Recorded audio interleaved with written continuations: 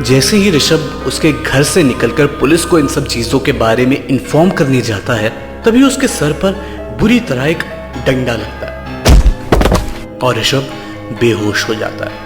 आंख खुलते ही ऋषभ अपने आप को एक कमरे में बंद पाता है। उसके हाथ पैर मुंह सब बंधे हुए होते हैं। थोड़ी देर बाद वनराज उसके कमरे में आता है और उसे बताने लगता है कि वो ऐसा क्यों करता है। दरअसल वनराज की एक गर्लफ्रेंड हुआ करती थी।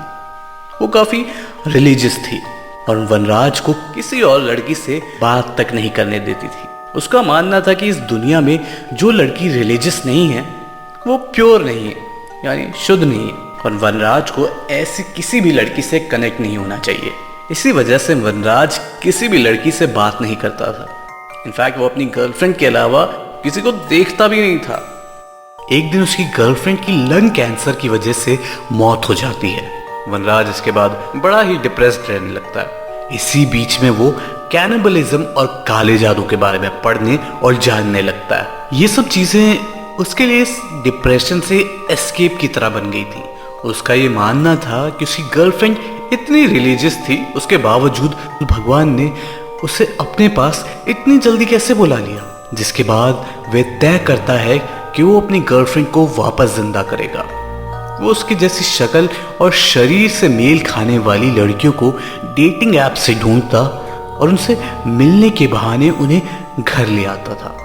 कैनिबलिज्म के अकॉर्डिंग वो उन लड़कियों की बॉडी को काट कर उनके ऑर्गन्स खा जाया करता था और उनके जो पार्ट उसकी गर्लफ्रेंड से मेल खाते थे उनको उनकी बॉडी से अलग करके एक पुतले के ऊपर लगा दिया करता था।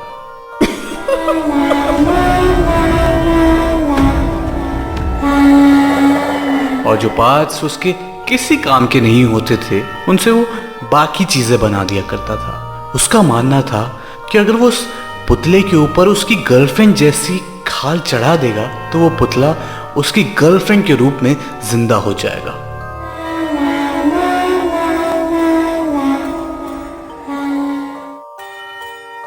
ये सब बातें सुन ऋषभ हक्का बक्का रह गया। इसके बाद वनराज उसे कहता है कि जो लड़की अभी मैं लेकर आया हूं उसकी खाल उतारने के बाद मैं तुम्हारे पास फिर आऊंगा और फिर सोचूंगा कि तुम्हारे साथ क्या करना है।